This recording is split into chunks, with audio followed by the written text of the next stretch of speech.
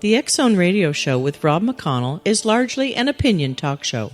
All opinions, comments, or statements of fact expressed by Rob McConnell's guests are strictly their own and are not to be construed as those of the X-Zone Radio Show or endorsed in any manner by Rob McConnell, Relmar McConnell Media Company, the X-Zone Broadcast Network, its affiliated networks, stations, employees, or advertisers.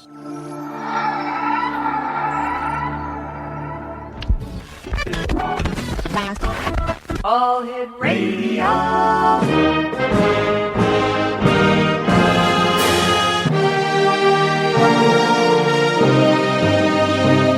Welcome to the X-Zone, a place where fact is fiction and fiction is reality.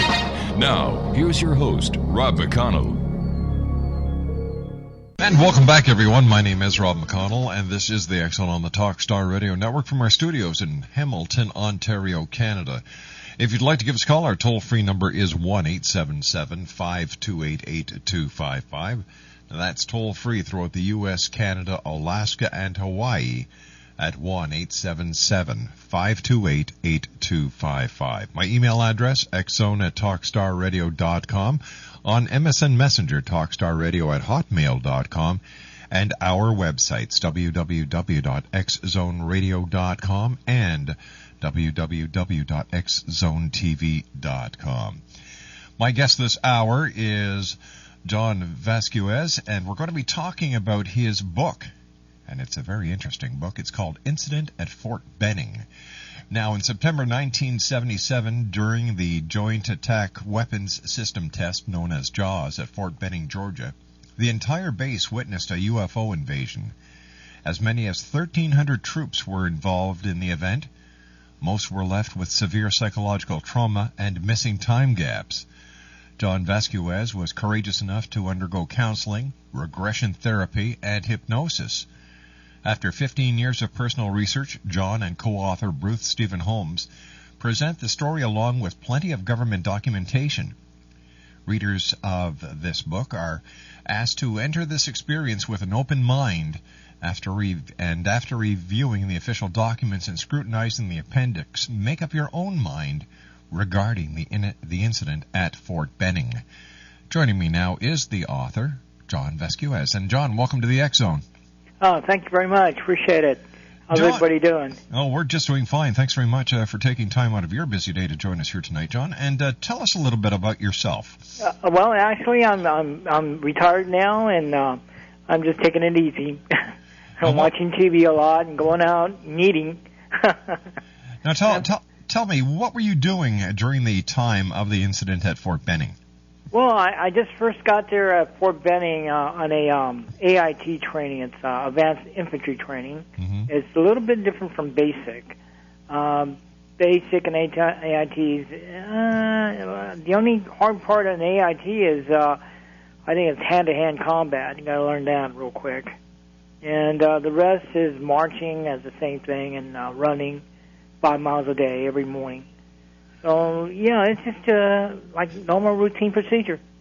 Now, how long had you been in the Army before going to Fort Benning? Well, I was with the National Guard first. Right. And went to Fort Leonard, Missouri.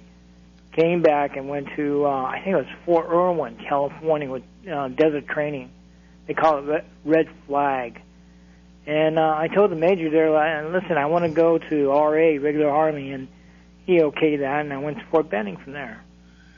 John, we have to take a commercial break shortly, but when we come back from the commercial, I'd like you to take us through the events on the September day in 1997, where there was this event that involved 1,300 troops.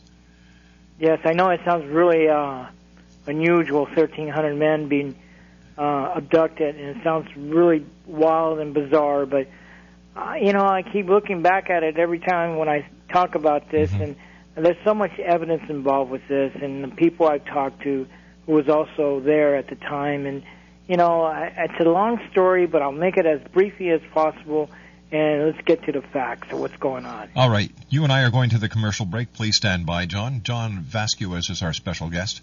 this hour. He is the co-author of Incident at Fort Benning. He authored this book with Bruce Stephen Holmes. If you'd like to give us a call and ask John any questions pertaining to the incident at Fort Benning, our toll-free number is 1-877-528-8255. That's 1-877-528-8255. And we will be back on the other side of this commercial break with the from our fine sponsors, talking about the incident at Fort Benning, live and around the world with John VASQUEZ on the Talkstar Radio Network from our studios in Hamilton, Ontario, Canada.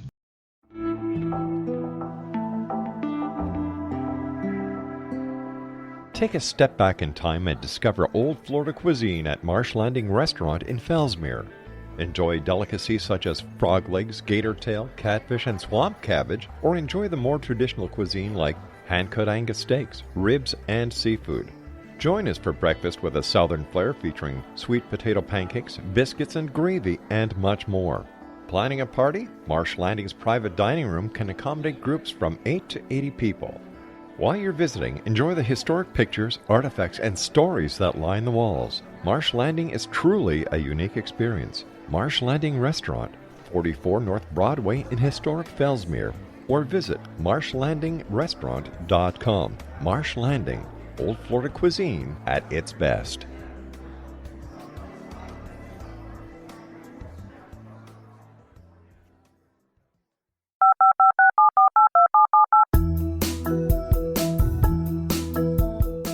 Did you know that when you're on the road with limited data or Wi-Fi, you can still listen to the X-Zone Radio Show with Rob McConnell, The Science of Magic with Gwilda Wiyaka, X-1, Dimension X, Space Patrol, and every minute of the X-Zone broadcast network by calling 213-401-0080, courtesy of Audio Now. No smartphone, app, or internet needed. It saves your data plan, and it's free if you have unlimited minutes.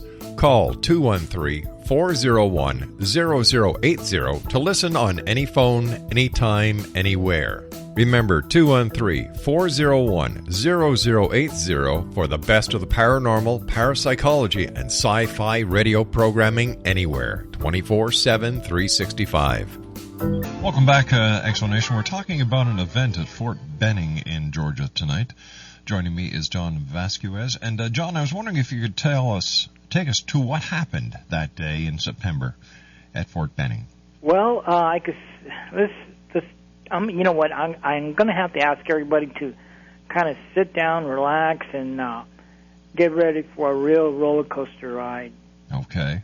And you got to imagine this in your mind, put this into your mind, and make a picture out of it so you can see it's like a motion picture. And what happened to us is that around 7:30, one of our drill sergeants, our sergeant, came out to each and every barracks and told us that, we're going to have a mandatory formation at 7:30 evening. And sure enough, he came around about 7:30, and everybody walked out to this playing field. It's a wide playing field kind of area, and there's Alpha, Bravo, Charlie Company, and Delta Company, and each company consists of 300 men. Then you got to consider the company commander, the supply crew, kitchen crew. They're talking about 1,300 people out there in this mandatory formation, and you've got to be out there, or you're considered AWOL, which is AWOL. And when we got out there, we just stood out there for about from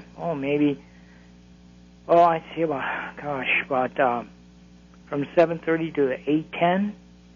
And during that time frame there, everybody got talking to each other and, make small talk. And I don't know, about, I think it was 8:05 when someone in front of us, this tall guy in front of me, said something like, what is that? And I didn't pay no attention at all because I didn't know what he was talking about. And a few seconds later, he said it again. He goes, what is that? So my curiosity got the best of me. So I kind of looked, and the guy, I don't know, he was staring at the right side of the sky. And I said, what is it? I don't see anything but stars out there. And he kind of turned his head around, and he says, watch that one star to the right. So I did. I looked at the star, for a few minutes, maybe 8 seconds, and the star moved. Now, I'm thinking, stars don't move. They stay stationary. And the way it moves is like this.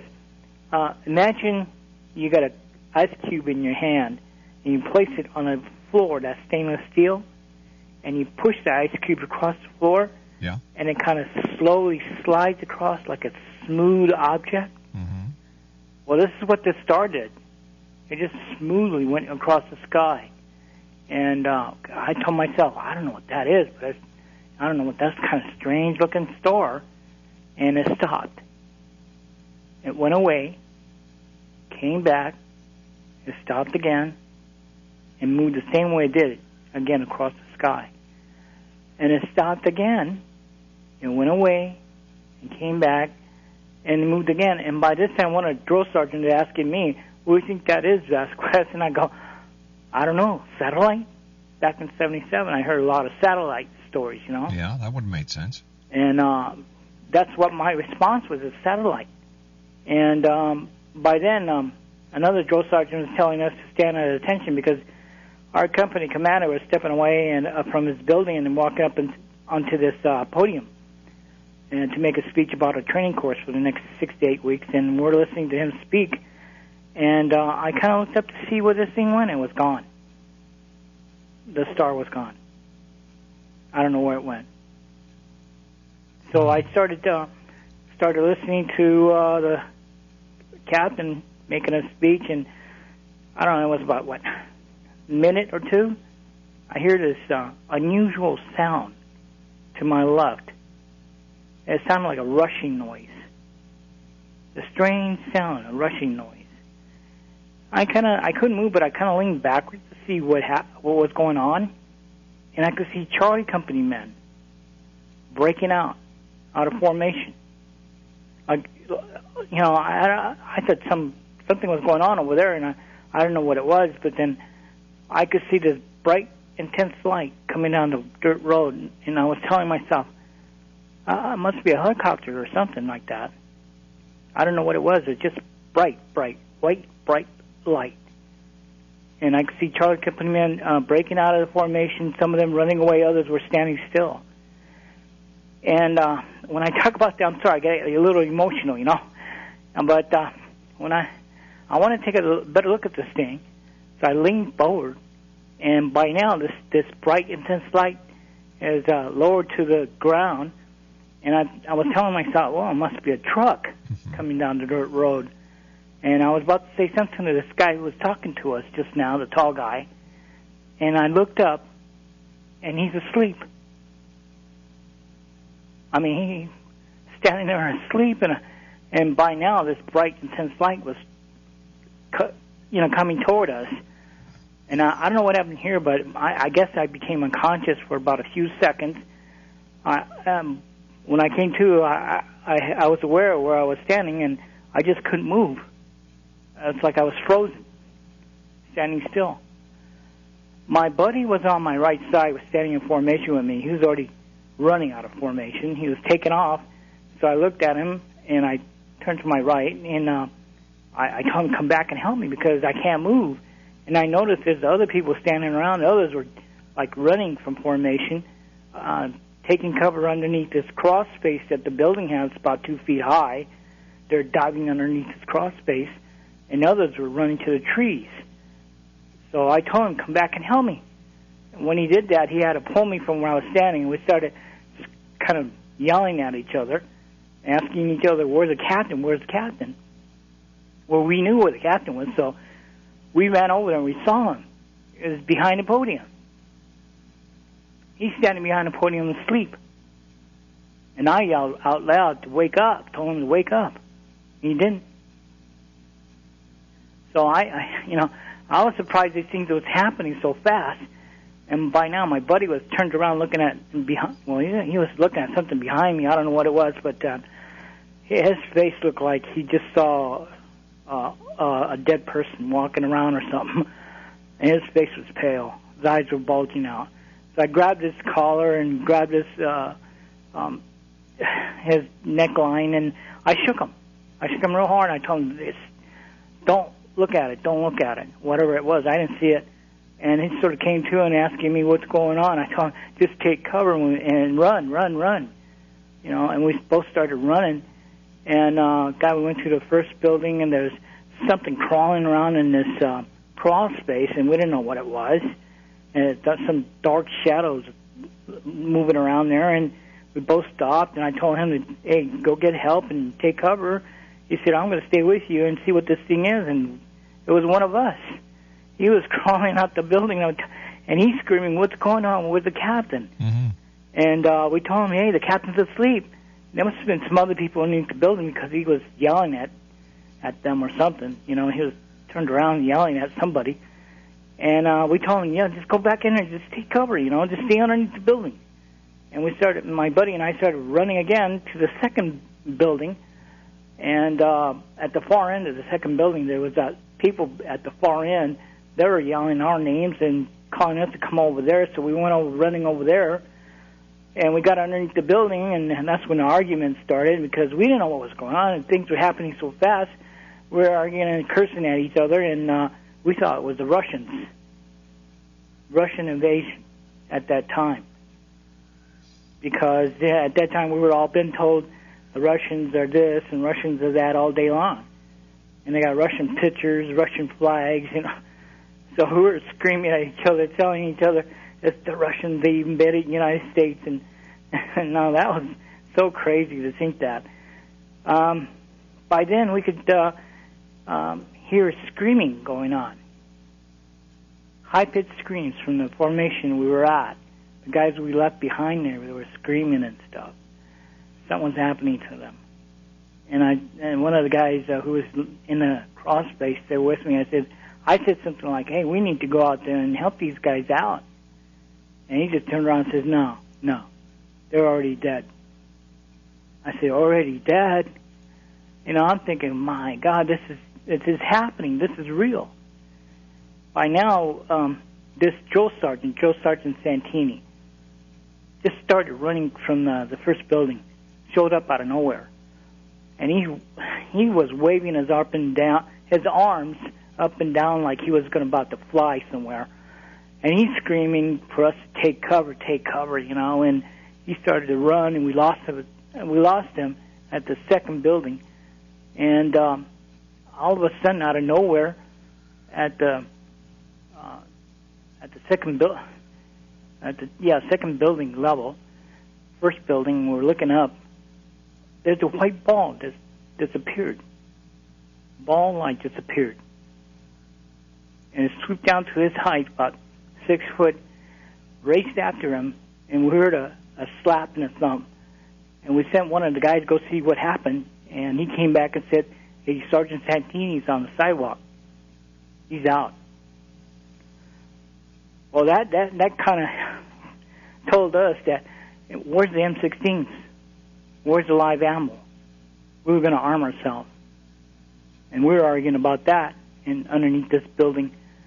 And I don't know, this next thing happened is that there's a bigger light, about the size of a building, I guess, downtown building that has large glass windows. These barracks has large glass windows, and this light was pretty big. John, you and I have to take our commercial break with the news at the bottom of the hour. Please stand by. Are you okay? Yeah, I just get kind of antsy and emotional about this. It must be hard. It must be hard reliving this. Well, sometimes I don't talk about it, you know. All right, I'm glad you're sharing it with us tonight, John. Stand by. We'll be right back to you. John VASQUEZ is our special guest. We're talking about an incident at Fort Benning, Georgia, in September of 1977. We'll be back on the other side of this commercial break with more of this fascinating story, live and around the world on TalkStar. This is the X-Zone Broadcast Network, broadcasting worldwide on broadcast affiliates and satellite program providers, including CNN Broadcast Network, Sirius Satellite Network, Star Media, Good News Radio Network, Angel Broadcast Network, Wiki Broadcast Network, and WPBN TV. For more information on the X Zone Broadcast Network, visit us at www.xzbn.net.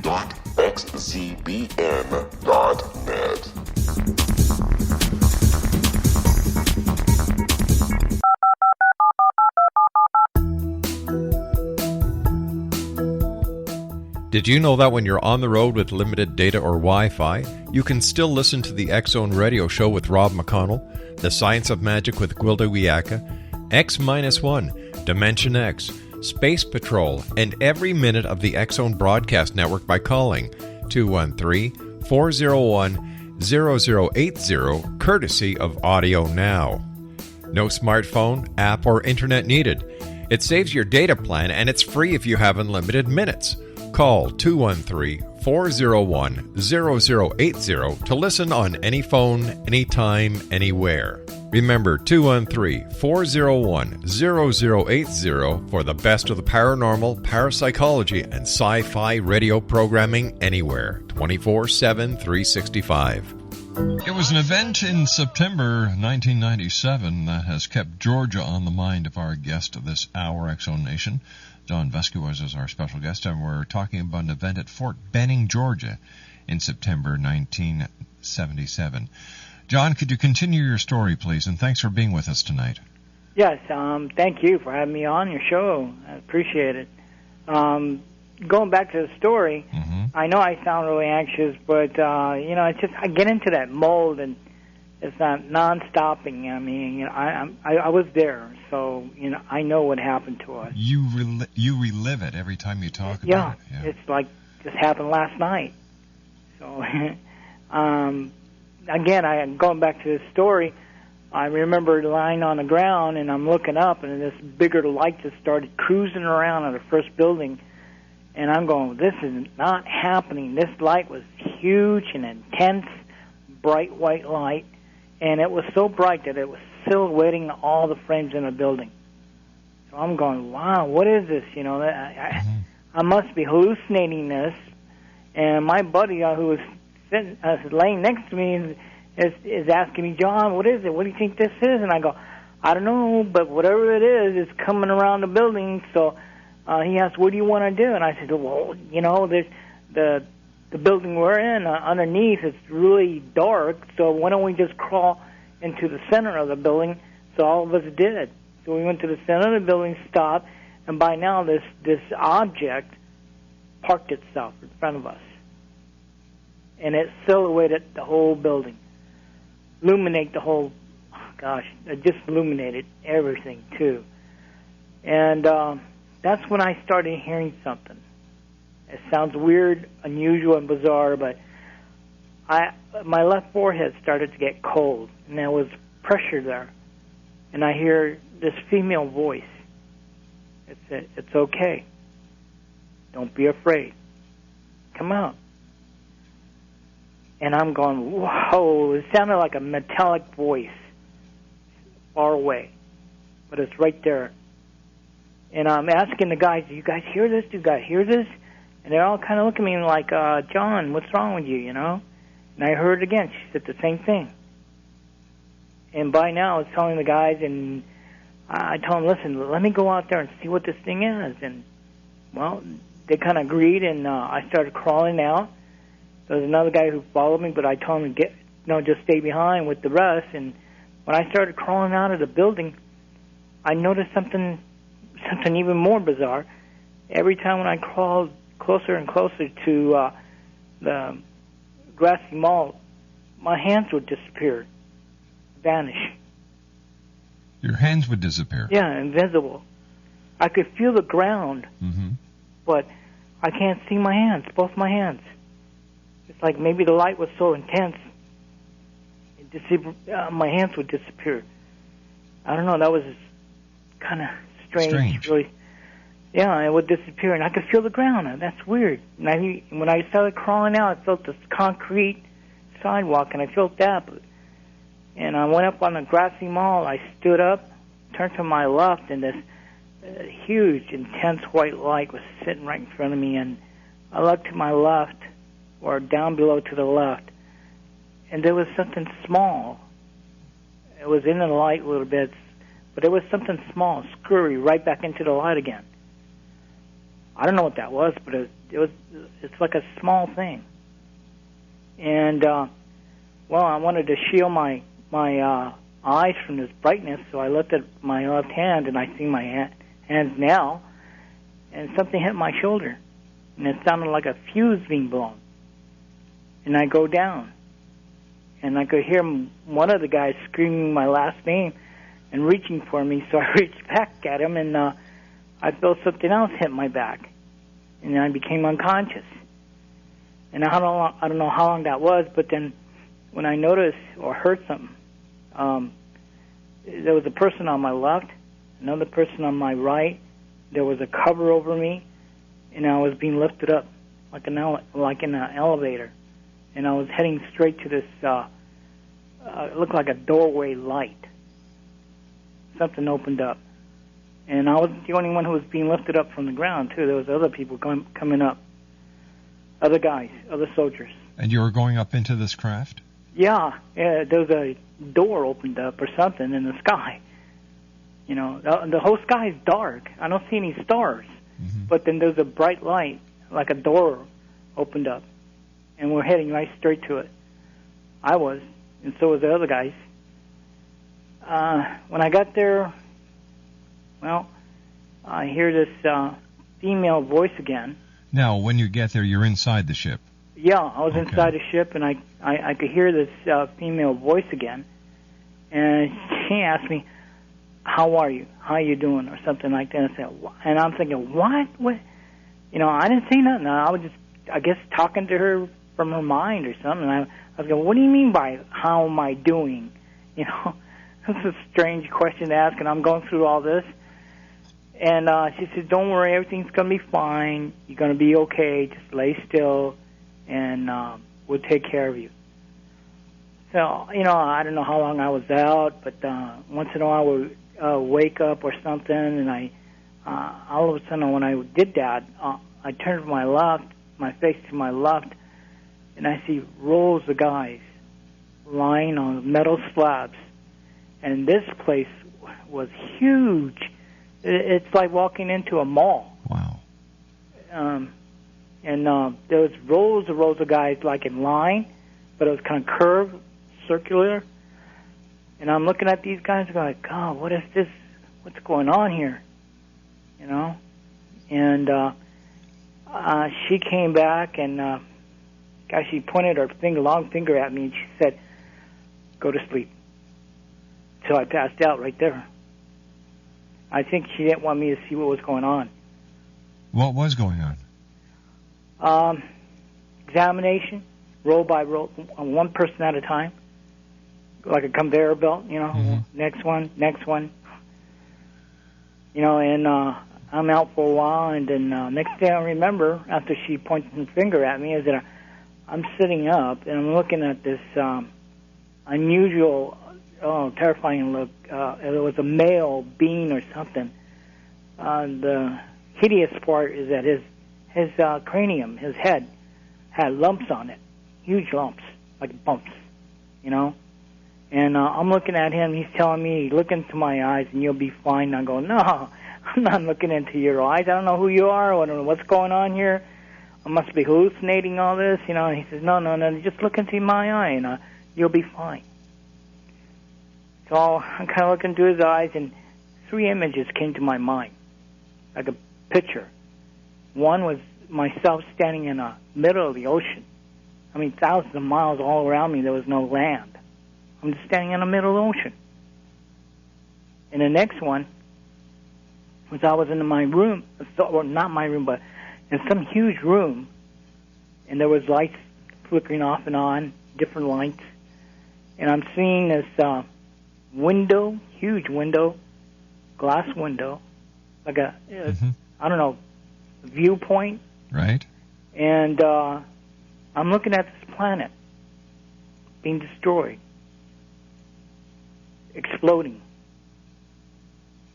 And, you know, a lot of people ask me, "Well, you think that was Earth, John?" I go, "No." I had the impression that they were telling me that was their planet. their planet was being destroyed, and they were looking for another one. And I think they found it here. Now, when they were communicating with you telepathically, did you feel as if you were in any imminent danger? Did you feel as if there was safety aboard this craft? Well, actually, they were in control. Mm-hmm. And what they wanted to do was to take us in control. So, basically, I felt actually no kind of hostile environment at all, or hostile feeling from these guys. Because when I was looking at this one point where this viewpoint was, and I get the impression that they were telling me that was our planet, and we were looking for another one. And then like I said, they did find one, which is here. How long they're going to stay, I don't know. They might not even stay at all. But they did find another place to go to, far away from here. So how long were you aboard this craft? If I can mention the third image I saw. Oh, please, yeah. Yeah, the third image was a humanoid. He had a white dressing on. Looked like a hat. Mm-hmm. His face was all pale, white pale, like paste, white paste face. Long, narrow chin, mm-hmm. long, narrow nose, eyes like a humanoid. It wasn't slanted or huge, just regular humanoid. No eyebrows. But his eyes were like silver or mercury. Wow. Yeah, it was a weird-looking humanoid. So when that was over, the next thing I remember is that all of us, each and every one of us, 1,300 men, officers, sergeants, everybody, we're back in formation again.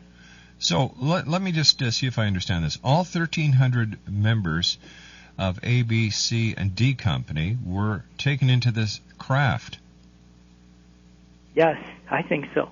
Yeah, well, I mean, something happened to us. I mean, we're in this huge mall. I mean, this mall was like, you've seen a mall. You can walk in and it's about 3 or 4 stories high, and we're all laying on metal slabs. And it's like a straight line, but a curve to your right, a little bit like in a circle. Oh, all right. So you end up back in formation, and I'm just hurrying it on a little bit because we're running out of time. What happened when you got back into formation? When we got back in formation, and our sergeants were telling us go back to your barracks, and I'm thinking, hey, where's the captain's speech? He never made a speech, and all of us lost our balance. The ground came up on us. For me, it did. I fell over.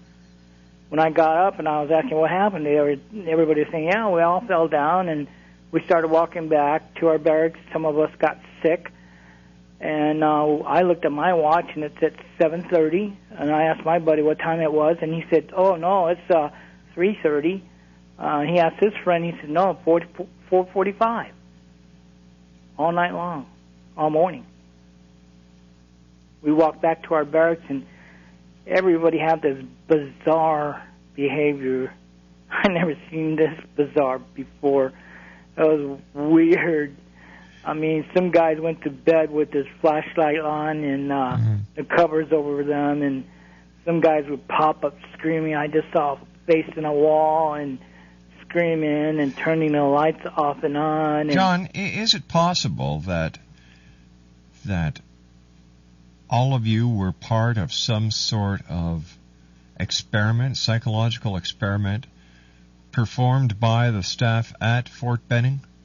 That's a good question you asked, because I checked that, and, I had to jump way to the last week of September. Now, we're jumping across pretty, like 3 weeks to jump, okay? Yeah. And, we, the last week of September, not mentioning the other rest of the thing that happened to us in between the month of September, this female officer came by, very petite. She had about, 5 or 6 drill sergeants that we never seen before, and they were like ex-football players, 6'6", 6'8", 6'7", and wherever she went, they followed her around. And we're kind of surprised to see her around because she's female. There's no female around in our post.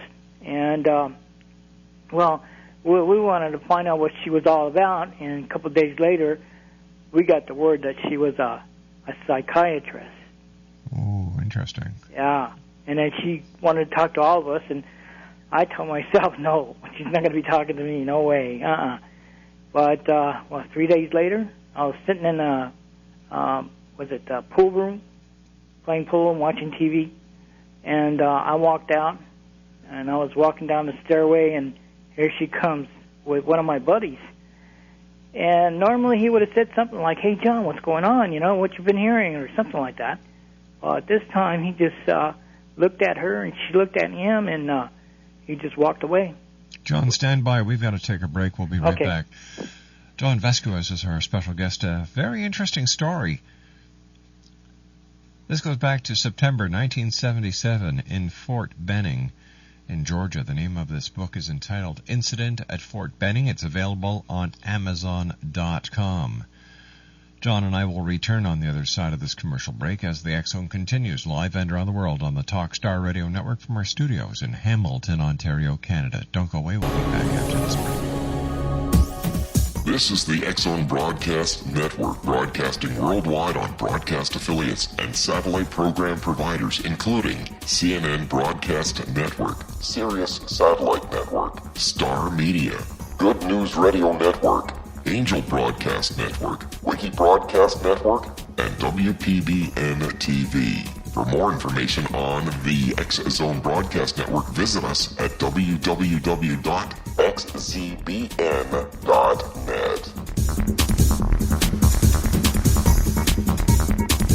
19 Sergeant Central. 19 Sergeant, check. Officers on the scene. Hi, I'm Larry Lawson, host of Paranormal Stakeout.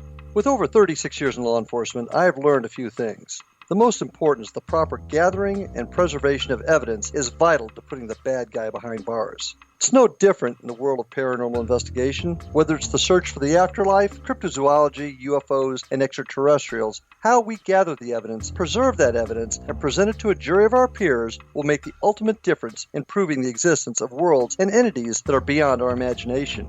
Join me, Larry Lawson, every week on Paranormal Stakeout when, along with my guests, we'll take a journey to prove with indisputable evidence what man has struggled to believe for centuries. Go to xzbn.net for the broadcast schedule and check me out at paranormalstakeout.com.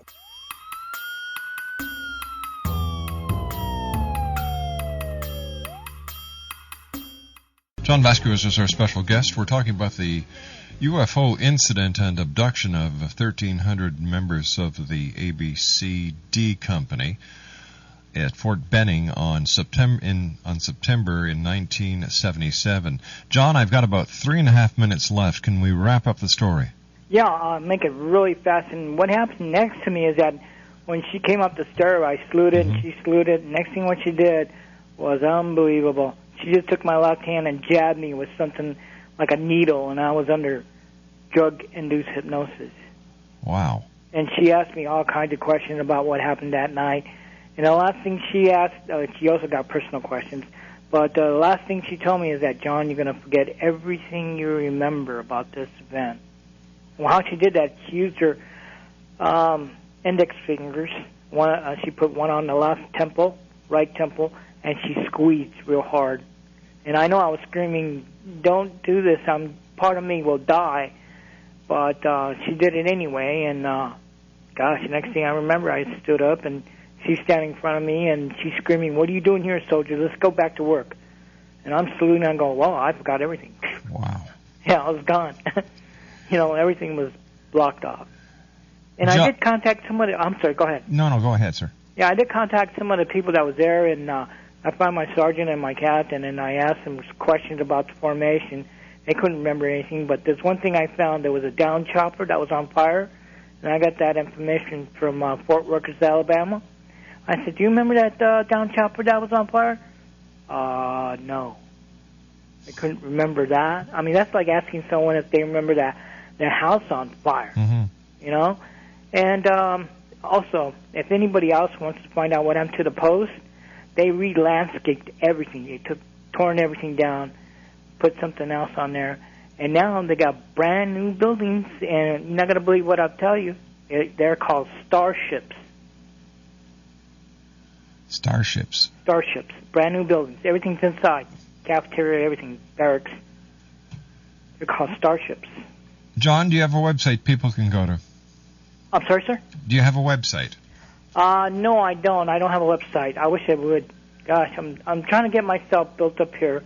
And I've been working at this for 15 years, but you know how it goes. I mean, you got to have resources, do all these things, and I like to do this so that way people will know what's going on with this, and not just shake it off and just say, it's one of those stories, you know, it's one of those big deal stories or something like that. But you know, I investigated this. I got paperwork. I got people talking. I've been on, a bunch of shows, and I got a book out, and I've been on magazines, and also Reader magazine here in San Diego, and, you know, I'm working on this. Keep working on it, just the resources that are... John, you and I are going to have to say so long for now, but I'm going to bring you back on in a couple of weeks because I have a whole bunch of questions I'd like to ask you. Oh, yes, sir. John, take care of yourself. Thanks very much for joining us tonight. Thank you very much. Have a good night. You too now. John Bye. VASQUEZ.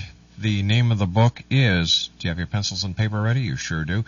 Incident at Fort Benning, and it's available at Amazon.com. Once again, that's Incident at Fort Benning, and it's available at Amazon.com.